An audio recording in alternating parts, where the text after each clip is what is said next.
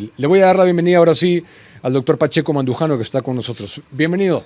Diego, encantado de estar en el programa. Buenas noches. Menuda jornada has tenido. ¿Cómo se dieron las cosas? Cuéntanos en el Tribunal Constitucional.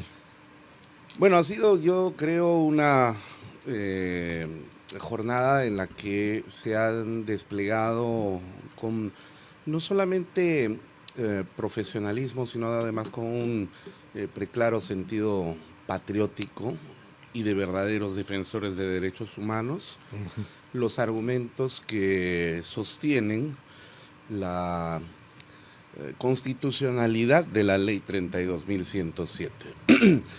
Y estos argumentos son tan sencillos de explicar y entender, pero parece que en el Perú y últimamente en el mundo, después de lo que se ve, ¿no?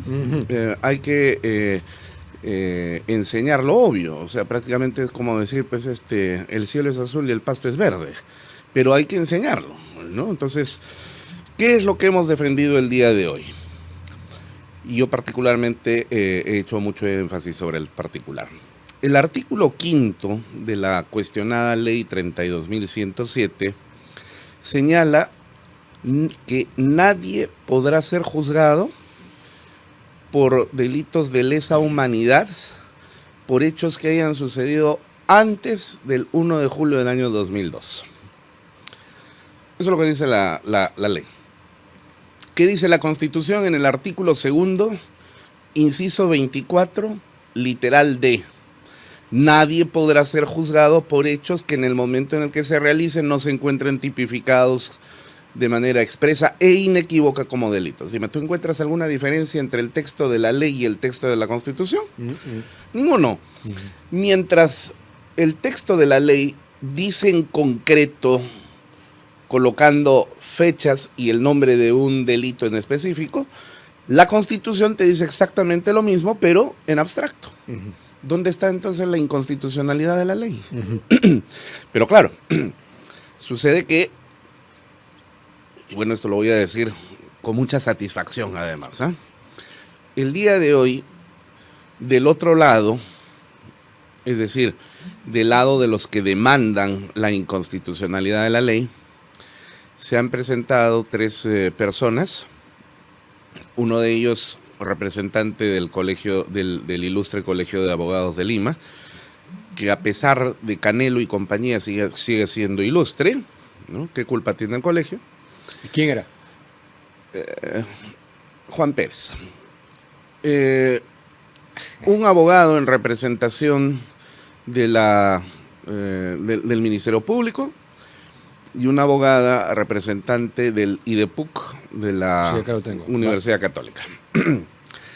Los 3 han reflejado el nivel que caracteriza comúnmente, y esto no quiero que se tome con soberbia ni nada por el estilo, pero hay que decirlo, el nivel mediocre hacia abajo que define y caracteriza a la progresía en nuestro país, porque se han presentado tratando de exponer verdades de perogrullo, repeticiones de poesías metafísicas, que es la que siempre suelen ellos divulgar a través de sus medios de comunicación, como por ejemplo que en nombre del derecho a la verdad y en nombre al derecho de las víctimas.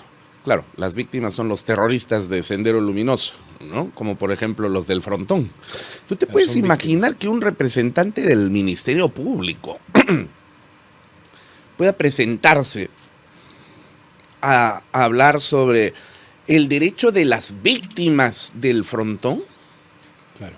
¿Quiénes son las víctimas del Frontón? Hay que recordarle a las personas que el 18 y el 19 de julio de 1986, cuando se celebraba en el Perú además una internacional socialista en la que participó Alan García, dicho sea de paso, en ese momento, sí me acuerdo, ¿no? Yo lo recuerdo con total claridad porque era puber en ese momento. Se amotinaron los terroristas de Sendero Luminoso en el entonces todavía existente penal del Frontón tomando armas, y empezaron a atacar a las fuerzas del orden. ¿Qué hizo las fuerzas del orden? Repeler el ataque. Sí. Entonces, tú te puedes imaginar, y Humberto Amato esto en una oportunidad lo manifestó con esta metáfora, ¿no? Ustedes se pueden imaginar que entren unos delincuentes a un banco, empiecen a disparar a todo el mundo y llegue la policía y en ejercicio legítimo del uso de las armas repele el ataque y estos delincuentes terminen muertos y luego salga alguien a decir las víctimas, es decir, los delincuentes, sí. Es exactamente lo mismo que pasó hoy, ¿no? Así es. Entonces, ¿cómo es posible que el representante del principio de legalidad, que es el Ministerio Público, nos venga a hablar del derecho de las víctimas, por el amor de Dios? Las víctimas verdaderas, Diego, somos, bueno, en ese momento éramos 18 millones de habitantes, que todavía estamos vivos, menos alrededor de 70,000 desaparecidos y muertos por Sendero Luminoso y por el MRTA. Nosotros somos las verdaderas víctimas. Entonces, ese era el argumento. Ese era el argumento de la defensora del IDEPUC. Y yo no me pude callar la boca porque ahora que te acabo de escuchar en la parte final de tu editorial, cuando hablabas sobre estos mamarrachos que se hacen en Estados Unidos en esta época del año, en el mes de junio. El mes de junio es el mes del Sagrado Corazón de Jesús. Y quienes somos cristianos, tú lo eres, yo lo soy, somos católicos, ¿no? Nos sentimos orgullosos de lo único de lo que uno se puede sentir orgulloso verdaderamente, es decir, de ser hijos de Dios. Entonces, cuando yo escucho que alguien se presenta diciendo que vengo en representación de la Universidad Católica, cuando se utiliza la palabra católico como si fuera una etiqueta a la que se le falta el respeto permanentemente, yo tengo que decirlo, pues porque es mi obligación. Uh-huh. Y entonces, en ese momento, hablando del principio de legalidad, el principio de legalidad dice que nadie puede ser sancionado por hechos que en el momento en el que se realizaron no se encuentran expresamente tipificados como delitos. ¿Y sabes qué, Diego? Esto que se insertó en el mundo civilizado después de la Revolución Francesa, a inicios del siglo XIX, por un jurista alemán llamado Anselm von Feuerbach, ya se encontraba en la Biblia desde hace 2000 años atrás. En Romanos capítulo 4, versículo 15 dice: Dios no perdona al que comete una falta contra la ley, pero si la ley no existe, entonces no se le puede responsabilizar por lo que no está prohibido. Que es lo mismo. Es el principio de legalidad. Ese es primer ciclo de derecho, ¿no? Claro, porque en el primer ciclo de derecho, quienes estudiamos, bueno, yo soy un estudiante de Derecho Eterno hasta el día que me muere, pero en el pregrado llevamos un curso que se llama Introducción al Derecho, donde tú estudias los principios y las bases fundamentales del derecho. Y el central es el principio de legalidad. Esa es la piedra angular sobre la que se construye el Estado de Derecho, Diego. Uh-huh. Porque en la Edad Media, en la época de la monarquía, ¿qué cosa era el delito? El delito era lo que se le ocurría al inquisidor que era delito. Y entonces cuando llega el Estado de Derecho y se cambia la voluntad del soberano rey por la voluntad del soberano pueblo, convertida ya en ley, todos estamos sujetos a la ley. Por lo tanto, la definición del delito tiene que enmarcarse dentro del marco de la ley. Así es. Así de simple y sencillo. Y eso es lo que soporta el Estado de Derecho. Si tú quitas eso, ya no hay Estado de Derecho. ¿Y tú sabes quién es el guardián del principio de legalidad? El que el día de hoy lo pisotea. El Ministerio Público. Eso lo decíamos anoche también. Yo se lo mencioné a la doctora Benavides, que estuvo aquí. Increíble ver que el Ministerio Público de Ortiz de Ceballos ha llegado a esto. Pero hay que decirlo, tú has ido representando a Adogen. Adogen, sí. Okay. Efectivamente. Pude ver algunas de las alocuciones. Se habló del Tribunal de Nuremberg, Abanto siempre menciona eso, visto que Pacheco habló de algo que me parece que hay que traer acá a esta discusión, que si hablamos de delitos de lesa humanidad, solamente los previos a 2002, que les interesa a los contrarios, que son los que están reclamando la inconstitucionalidad, que les interesa son los que tienen que ver con los militares. No hay ninguna violación, ningún secuestro previo al 2002 que ellos defiendan. Otra de las incongruencias que caracterizan el fariseísmo y la hipocresía de la progresía, ¿no?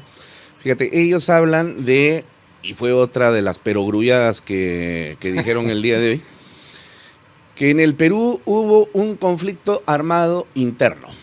Ya. ¿Qué significa conflicto armado interno? De acuerdo a la jurisprudencia internacional de los tribunales de Yugoslavia, o la ex Yugoslavia y Ruanda, el conflicto armado interno supone un conflicto no internacional, sino un conflicto dentro de un territorio nacional, donde las fuerzas regulares del Estado, las fuerzas militares regulares del Estado, se enfrentan con fuerzas militares no oficiales regulares que pueden tener hasta control territorial, y en consecuencia hay una suerte de equilibrio estratégico entre un ejército oficial y un ejército no oficial. Primera pregunta. ¿Eso ha existido acá en el Perú? No. No, ya, para comenzar. Pero vamos a suponer que sí hubo conflicto armado interno, ¿correcto? ¿Qué dice la jurisprudencia del Tribunal de la ex Yugoslavia y Ruanda? Que en ese conflicto armado interno no solamente pueden cometer eventualmente crímenes de guerra y crímenes de lesa humanidad los agentes del Estado que forman parte de las fuerzas militares regulares del Estado, sino también los particulares que forman parte de ese ejército no oficial. ¿Ok? En consecuencia, crímenes de lesa humanidad de uno y de otro lado. Pregunta, ¿cuántos casos de crímenes de lesa humanidad se siguen contra militantes de Sendero Luminoso del MRT acá en el Perú? Cero, ni Abimael. Ni siquiera Abimael. ¿Qué ONG le ha abierto por una denuncia penal algún proceso penal a senderistas y a MRTistas por crímenes de lesa humanidad? Ninguno. Y no solamente eso, Diego, sino que, en tercer lugar, sucede que, y esto yo lo demostré ya hace varios años atrás y creo que en algún momento aquí también lo dije, para muestra un botón, de varios casos.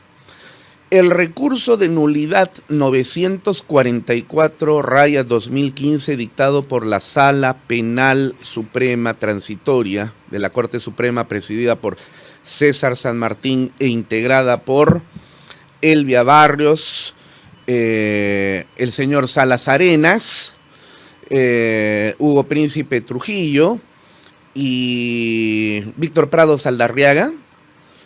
En ese recurso de nulidad declararon prescrita la acción penal que se seguía contra 2 miembros integrantes de un pelotón de aniquilamiento de Sendero Luminoso que ejecutaron a un juez de paz en 1983 y lo asesinaron. Y entonces, ¿qué dice este recurso de nulidad?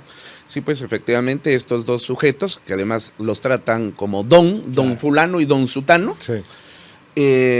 Asesinaron y eran miembros de Sendero Luminoso. Efectivamente estos señores eran terroristas, pero como ya pasaron tantos años, han pasado más de 20 años y el Código Penal de 1924 en aquella época prescribía que más allá de 20 años los delitos de asesinato prescribían. El día de hoy nos encontramos en 2015, por lo tanto han pasado 23 años y en consecuencia declárese prescrita la acción y archivado el proceso. O sea, para los terroristas de Sendero Luminoso, prescripción de la acción penal. Para los militares defensores de la patria y los héroes, imprescriptibilidad de la acción penal. ¿Dónde está el conflicto armado interno entonces? ¿Eso lo dijiste hoy? Ese ejemplo puntual lo has dicho acá también, sí. No, el día de hoy no tuve ocasión de poder manifestarlo porque tuve 10 minutos para referirme estrictamente al principio de legalidad. Pero entonces yo pregunto, ¿dónde está el conflicto armado interno? No, aparte hay otro tema, ¿no? Que no atacar activos estratégicos como hacía Sendero y ser identificable, un bando identificable. Bueno, una serie de elementos, claro, pues hay que tener no uniforme y etcétera, etcétera. ¿no? No podría ser de ninguna manera. En conclusión, para pasar a otro tema, salió bien, asumo. ¿Cuándo? ¿Tienen 30 días el tribunal para decidir? Esperamos nosotros que en poco más o menos de unos 30 días, en realidad no hay fecha, ¿no?, para esto, pero poco más o menos unos 30 días, quizás para fiestas patrias, podamos estar recibiendo la notificación de la sentencia. Y por supuesto que nosotros tenemos mucha esperanza que los magistrados del Tribunal Constitucional declaren infundada las demandas presentadas por el Ministerio Público y por el Colegio de Abogados de Lima, y en consecuencia se declare constitucional la ley. Pero algo que me ha preocupado, para cerrar este tema, es lo siguiente. Ya al día de hoy se han manifestado algunas voces dentro del caótico Ministerio Público que en este momento se convierte en la vergüenza nacional, diciendo, bueno, el Tribunal Constitucional puede declarar pues constitucional la ley. Igual no la vamos a aplicar, porque para nosotros lo importante es la convención de imprescriptibilidad y el jus cogens y el esto y el otro, o sea, sus perogrulladas de siempre. Claro, esto es entendible porque si la ahora usurpadora fiscal de la Nación, la señora Delia Espinosa, dice, yo no voy a respetar esa resolución de la Junta Nacional de Justicia porque yo creo que es ilegal, ¿no? ¿Qué podemos esperar de los demás fiscales? Así de simple. Lo dije en la editorial. Incluso de los delincuentes que quedan detenidos. Por supuesto. Así que están notificados todos los peruanos, ¿eh? Gracias al ejemplo de la señora Delia Espinosa, el día de mañana, si ustedes son intervenidos por un policía, véanlo al policía y díganle, a mí me parece que lo que usted está haciendo es ilegal y en consecuencia no lo obedezco. Gracias. Por supuesto lo estoy diciendo en sorna, ¿eh? No lo vayan a tomar claro, en serio, porque no, nosotros sí somos muy respetuosos de la institucionalidad. Y en este caso, creo que con esto podemos pasar al siguiente tema.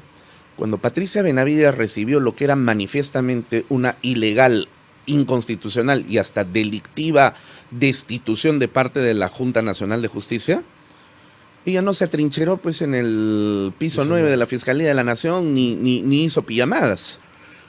Ella respetó a pesar de la ilegalidad, porque cuando uno no está de acuerdo con una resolución judicial o administrativa, la Constitución te dice, bueno, anda e impugna pues. Sí. Pero en ningún caso puede decir, no, a mí me parece que es ilegal y por lo tanto no la obedezco. No, y ahora, no sé si has visto el comunicado, la carta que le ha mandado. Sí, por supuesto que sí. Presidente de la Junta. ¿Qué clase de fiscal de la Nación puede autocalificarse como fiscal que debe ser el garante del principio de legalidad? Así es. Más bien violando el principio de legalidad. Pero ¿cómo le puede decir te doy 24 horas si es que te ratifica, te nombra, ejerce control sobre ti, te puede abrir procesos, y tú le dices te doy 24 horas o te denuncio? La señora Delia Espinosa, señora Delia Espinosa no solamente ha dejado de ser fiscal de la Nación, sino que se ha convertido en una matona. Eso es lo que es, una matona que utiliza el poder que tiene para acuchillar a los enemigos que ella tiene, ¿no? Y que son al mismo tiempo enemigos de la progresía que controlan el Ministerio Público. El día de hoy más claro ya no puede estar. Se les cayó la careta. Así han operado el Ministerio Público y la Justicia, con esa actitud de ese oficio y de clavar las uñas en el asiento del piso 9 y decir no me mueve nadie. Ese es el caviarismo detrás del poder. Exactamente. Pero no quiero dejar de mencionar dos cosas. Si es que se declara constitucional como esperamos que sea, ¿no?, la ley. Más de 800 militares, 800, por consiguiente yo lo multiplicaría por 4 o 5, sus familias, procesados o presos que encontrarían justicia. Y estuvo Rivero Lasso, ahora me dio gusto eso, porque en su alocución el doctor Quiroga dijo que más que jurídico o legal era ideológico este debate. Pero sí, es ideológico y se disfraza de una jerigonza pseudojurídica por parte de ellos, por supuesto, porque ellos son los que han creado el debate. Como te digo, el texto de la ley 32.107 es tan claro, Diego, que es como pretender convertirse en profesor de niños y explicarles que el cielo es azul y el pasto es verde. ¿Qué debate se te puede generar ahí? Ninguno, salvo que tú vengas y nos digas, no, yo creo que el cielo es, no sé, verde, ¿no? Bueno, Ahora, sí, estuvo el general Riviero Lazo ahí presente, su presencia fue importante porque él es una de las víctimas, él sí es una víctima del sistema controlado por el caviarismo. Pero quiero hacer yo una necesaria precisión.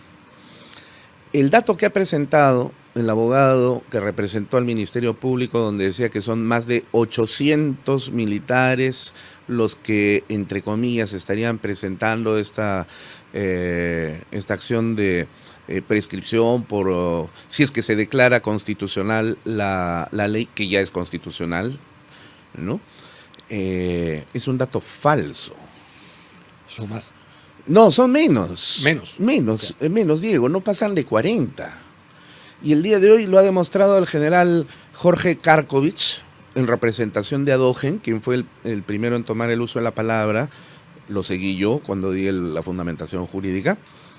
Entre el 1 de enero de 1983, cuando el ejército, por orden del arquitecto Belaúnde, que en paz descanse, toma el control de Ayacucho, Apurímac, a Huancavelica, algunas zonas que ya habían sido rebalsadas en cuanto al control que tenía la policía. Y desde 1983 hasta el año 2000 se han desarrollado 1.200.000 actos de incursión militar oficial. 1.200.000. De ese 1.200.000, 40 y picos casos están procesados por crímenes de lesa humanidad, que dicho sea de paso no existe. La pregunta es,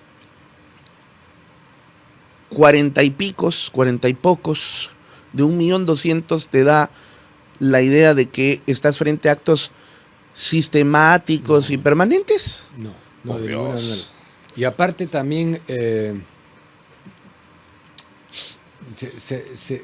hay un acuerdo que incluso en uno de los juicios de la Corte Interamericana hace un tiempo resolvió también cómo definía plazo razonable. Plazo razonable. Está fuera también. 56 meses. Ahí sí no aplican jus cogens, ahí sí no les interesa a ellos lo que dice la Corte Interamericana de Derechos. Y fíjate, volviendo al tema del nivel de mediocridad hacia abajo que caracteriza no solamente a los representantes de la progresía presentes el día de hoy, que dieron un espectáculo de vergüenza ajena. Muy bien lo dijo Aníbal Quiroga, ¿no? Cuando dijo la señorita del IDEPUC, de la Pontificia Universidad Católica del Perú, con quien no me siento representado a pesar de que yo trabajo ahí, ¿no? Efectivamente. Y yo tampoco, como católico, por eso tuve que decir lo que dije. Cuando el magistrado Gutiérrez le pregunta, porque esta señorita, como siempre, cajón de resonancia, es característica de todos ellos, ¿no? A ver, ¿sabes qué? ¿En quién me imagino yo cuando escucho a los caviares tratar de argumentar esto? En los niños que en el colegio salían a recitar el poema en el Día de la Madre, ¿no? Madre querida, madre adorada, vamos al cine, tú pagas la entrada, ¿no? Más o menos así. Entonces repetían, pero ni sentían lo que decían, ni tampoco entendían lo que estaban diciendo. Entonces salió esta señorita a decir, como dice la sentencia Almonacid Arellano versus Chile, el control de convencionalidad y bla, bla, bla, bla, bla. Viene el magistrado Gutiérrez y le pregunta, ¿usted conoce el caso Almonacid Arellano? Cuéntenos quién fue Almonacid. ¿Tú crees que pudo responder a la pregunta? ¿No tenía la menor idea quién fue? ¿Del caso que estaba ella citando? ¡Claro! ¡Lógico! ¿Quién le preguntó? El magistrado Gutiérrez Tixe. Le dijo, doctora, usted del IDEPUC ha citado aquí el caso Almonacid Arellano versus Chile, hablando del control de convencionalidad. ¿Usted sabe quién fue Almonacid Arellano?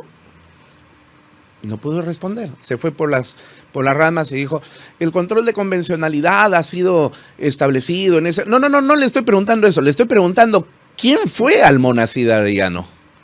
No tenía la menor idea. Una vergüenza, ¿no? Por eso te digo, un nivel de mediocre hacia abajo. O sea, en tu presentación citas a alguien que no sabes lo que fue. Porque, madre querida, madre adorada, vamos al cine, tú pagas la entrada. Repites. Activismo. Es un activismo ciego, donde simple y llanamente hay que tirar la piedra. No sabes por qué tiras la piedra, pero estás tirando la piedra, ¿no? Claro. Qué vergüenza. Por eso te digo, es un espectáculo de vergüenza Qué ajena. tal patinada. No sabía que había caído. Ahora, para cerrar el tema del ministerio. Bueno, felizmente está grabado y los televidentes Sí, pueden verlo. Lo hemos transmitido. Para cerrar el tema de Eli Espinosa nada más. Como lo hemos comentado en anteriores ocasiones de José Domingo Pérez, no en tono sino serio, yo creo que con lo que ha hecho hoy de Eli Espinosa ya está afectada psicológicamente. Esto ya es una pérdida de brújula completa, en mi opinión. ¿Quién la estará asesorando? No sé, pero mandar este oficio, que lo he leído, es una pérdida de la noción de la realidad rotunda. Totalmente de acuerdo. ¿Tú conoces a Adela Espinosa? Sí, por supuesto, tuve la desafortunada ocasión de trabajar con ella, pero en lejanía. Yo fui asesor del fiscal de la Nación, Pablo Sánchez, Sí. entre el 6 o 7 de enero hasta el 31 de julio del año 2015, en la primera etapa. Esto ya lo he contado en varias ocasiones. Fui yo el que le alertó que la llegada de Paula Ugaz, Gustavo Gorriti, Mónica Beco al Ministerio Público iba a traer consecuencias negativas. Yo le dije, la primera vez que le dije, tenga cuidado, vamos a ver, todavía soy interino, ¿no? Eso era lo que me decía. Se lo volví a decir por segunda vez. Nuevamente me dijo lo mismo. Bueno, ya si no me va a escuchar, entonces por gusto estoy ahí. Yo no soy defensor de mis frijoles, como la mayoría de estos fiscales inútiles que en lugar de defender el principio de legalidad van a defender su sueldo, ¿no? Así que renuncié. Me fui. Y no lo habían ratificado todavía. No, él era interino en ese momento. Sí. Entonces, en ese momento, cuando creíamos que Pablo Sánchez era una persona honorable, el tiempo nos empezó a abrir los ojos. Él designó a Delia Espinosa como coordinadora de las fiscalías, de la Fiscalía Superior de Corrupción de Funcionarios. Y en ese momento, en las reuniones que teníamos, hemos tenido varias con ella, con Chávez Cotrina como coordinador de las Fiscalías de Crimen Organizado. En las Fiscalías de Lavado de Activos me parece que estaba Fran Almanza, hoy día coordinador de las FEMAS, bueno, y algunas otras personas. Y en verdad llamaba mucho la atención varias cosas, varias actitudes personales de la señora Espinosa, pero que bueno, en buena cuenta lo que revelaban era, en primer lugar, una carencia de formación jurídica. Es decir, llamaba poderosamente la atención como una persona que trabaja en el ámbito del derecho penal desconocía el ABC del derecho penal. Alguna vez haciéndole una sorna a Fran Almanza, y esto lo puede ratificar en algún momento, si yo cayera en manos de las fiscalías de corrupción de funcionarios, sería tan igual como pretender operarme del apéndice en manos de un carnicero, pues, ¿no? Más o menos así. Es decir, una nulidad absoluta. Y eso se refleja cada día, ¿no? Pero, por supuesto. Pero también tenía actitudes que llamaban la atención ya de naturaleza personal, ¿no? Pero no quiero entrar en ese ámbito porque no quiero caer en esas bajezas. Claro. Pero sí comparto contigo el hecho de que, así como el falso fiscal héroe, los ojos se le desorbitan cuando no los está abriendo y cerrando en ese tic nervioso que él tiene, que revela justamente los trastornos internos que tiene. El día de hoy, la señora Espinosa pues está revelando que falta alprazolam, ¿no? Sí, y la doctora Benavides también ha confirmado acá que IDL, lo que ya sabemos, ¿no? Tenía su escritorio ahí, recibía información prácticamente en tiempo real y que ella prohibió desde julio 1, que asume ella del 2022. Breve paréntesis, refresca tu vida con Iglú. Descubre su variedad de productos, agua en botella, caja y bidón para casa y oficinas. Y además encuentra su nueva presentación de hielo en tiendas Tambo y Oxxo y haz tus pedidos al 998-197-138. Síguelos también en sus redes sociales como Hielos y Agua Iglú. Tengo un par de preguntas más. Este comunicado de la Junta Nacional de Justicia, ¿lo has podido leer? Sí. El comunicado, ya. Lo importante es que desautoriza a Tábara. Y esto me gustaría que lo puedas explicar en el sentido de que dice que él no tenía por qué haber firmado porque no fue parte del quórum de la parte oral. ¿Cómo es eso para que a la gente le quede claro? Eso dice él. Bueno, el señor Tábara, tú sabes que él fue juez de la Corte Suprema de la República, ¿no? Su origen está ahí, ¿no? Ha sido presidente del Poder Judicial, inclusive. No sabía que había sido juez supremo. Sí, claro, ha sido juez de la Corte Suprema, ha sido presidente del Poder Judicial y justamente como tal fue representante de la Corte Suprema ante el Jurado Nacional de Elecciones. Él fue presidente del Jurado Nacional de Elecciones. Y ahí, justamente me parece que es en ese lapso de tiempo donde el señor debe ser uno de los más afortunados del planeta Tierra, ¿no? Tú sabes que se ganó la tinca 2 veces. No te estoy bromeando. ¿De verdad? No te estoy bromeando. Él se ganó la tinca 2 veces, casi seguiditas. ¿Qué tal suerte, no? Claro que eso no sea más mediático, ¿no? Con el cargo que ha ocupado y que ocupa, ¿no? En aquella época, el sistema de administración de justicia era pues un ámbito que vivía en el ostracismo, digamos, ¿no? Porque los focos y reflectores de los medios de comunicación apuntaban generalmente hacia el ámbito político, farandulesco, pero judicialización pues era algo que no existía, ¿no?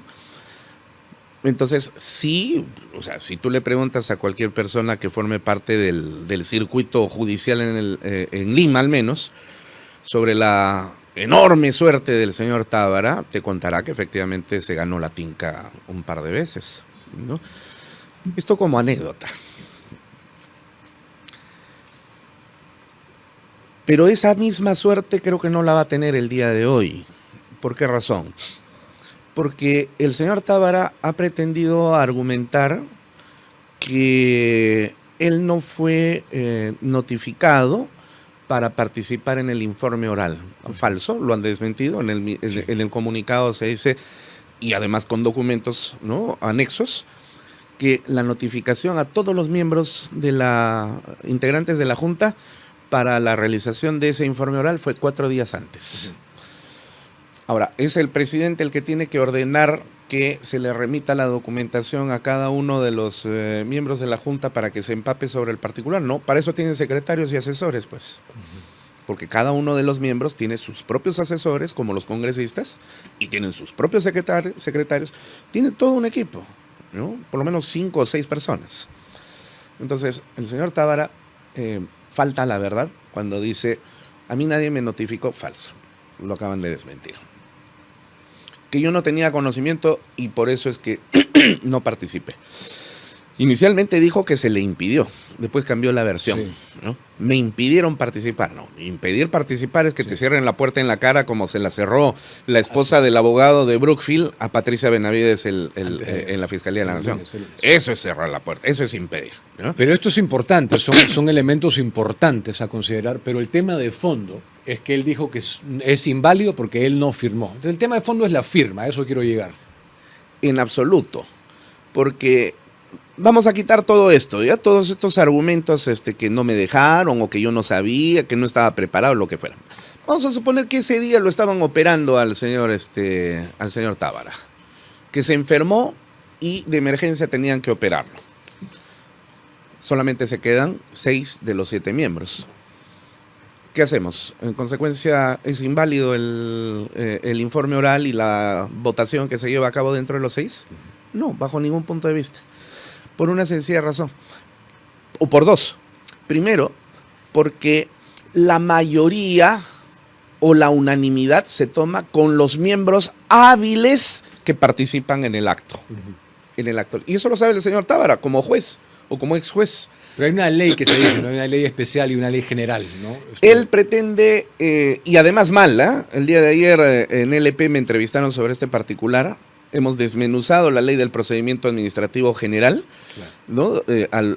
A la cual ha pretendido refugiarse el señor Tábara diciendo lo que la ley no dice. En ningún momento la ley dice que es inválido cuando no está la unanimidad. No. Eso no dice la ley, ni siquiera dice la mayoría, en absoluto, dice otra cosa. Entonces, quedaron los 6 y los 6 tomaron la decisión unánimemente. ¿Por qué? Porque la ley orgánica de la Junta Nacional de Justicia así lo establece, juntamente con su reglamento. Entonces, por principio de especialidad, cuando se encuentra una ley general versus una ley especial, prima la ley especial, no la general. Dicho de otra manera, aunque la ley general dijera lo que el señor Tábara dice que la ley decía, igual no tendría argumento porque la ley especial prima sobre el particular. ¿La ley especial de qué? De la Junta Nacional de Justicia, O que sea, regula estrictamente cuál es la forma de composición. Ok, entonces eso ya es zanjado más allá de cualquier debate. Así ni es, cualquier efectivamente. interpretación. Efectivamente. Ok. Y algo más. El señor Tábara sabe perfectamente, como ex juez de la Corte Suprema, que cuando tú estás en desacuerdo con la mayoría de tus colegas en un órgano colegiado, entonces tienes que dejar por escrito tu voto singular. ¿El señor presentó un voto singular? No. Al señor le parecía que esa reunión era delictiva. ¿Dónde está el documento con el cual él notifica al presidente y le dice, ¿sabe qué, señor? Lo que el día de hoy ustedes van a hacer es un delito y yo no voy a participar de ese delito y dejo constancia de ello? No está. No está. Ok. Él se escuda y dice, no, yo sí presenté un documento. ¿Dónde presentó el documento? Ese documento al que él se pretende refugiar fue presentado 40 minutos después de que se había llevado a cabo la audiencia. Estaba en pleno. No, por Sí. favor, ya. Ahora, No hay nada que discutir sobre ese particular. me alegro que lo hayas dicho porque ya ahora yo creo que la gente lo va a tener muchísimo más claro y no se deje engañar. Nos hemos excedido largamente el tiempo, Lucho, pero no quiero dejar de preguntarte brevemente, por favor. ¿Consideras, has visto lo de Renovación? ¿No? Han ingresado una denuncia constitucional, no solo contra Delia Espinosa, sino contra todo el pleno de fiscales supremos. ¿Consideras que deben ser destituidos por la vía congresal, pero aparte que haga lo propio la Junta? Es que la Junta Nacional de Justicia, a diferencia de la conformación anterior, no puede destituir si es que previamente no se les levanta el fuero Okay. que los protege por el artículo 99 de la Constitución.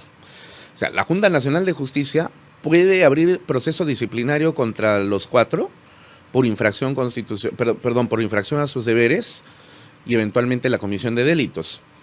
Pero la sanción de destitución es un candado que solamente se puede abrir cuando el Parlamento les levanta el fuero y eventualmente los destituye. Y ahí lo que podría hacer la Junta es ratificar esa O destitución. sea que sí debería prosperar esto para ti. Sí, y de manera inmediata. Delia Espinosa, ¿qué delitos ves que haya cometido? Por lo pronto, desobediencia a la autoridad. ¿Usurpación de funciones? Usurpación de funciones. Estoy pensando que podría calzar inclusive crimen organizado, ya cuando se habla de una estructura, de un aparato organizado de poder que se aprovecha de la estructura de poder del Ministerio Público y que está enquistada en la Junta Nacional de Justicia. Perdón, en la Junta de Fiscales Supremos. Yo también me inclino a creer eso. Mira, Pero esto con cargo Sí. a analizarlo y desarrollar, ¿no? Por lo pronto, los otros 2 delitos clarísimamente ya se estarían cometiendo. Bueno, gracias como siempre por compartirnos esto. Qué noble causa has defendido hoy. Felicidades en nombre de millones de peruanos, no solo de militares, de millones de peruanos de bien. Y estaremos atentos a ver qué resuelve. Diego, me enorgullezco, y permíteme porque terminar con esto, de haber sido parte del equipo que defendió la constitucionalidad de una ley que es constitucional. Esto es tautológico y repetitivo, pero en estas circunstancias hay que hacerlo. Y te lo digo además como huancaíno que vivió la época del terrorismo en la década de los años 80 y 90.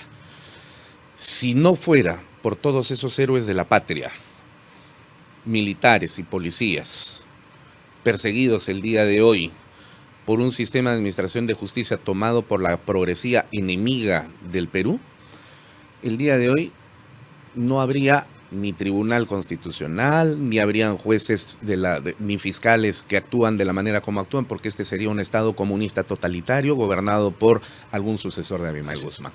¿Así vamos a tratar? ¿Así vamos a seguir tratando? No, es momento ya de agradecerles. Yo creo que inclusive el Congreso de la República debería hasta condecorarlos en un acto de desagravio político. Por supuesto que sí. Gracias, Lucho. A ti, Diego. Y la mejor de las suertes. Estamos en comunicación.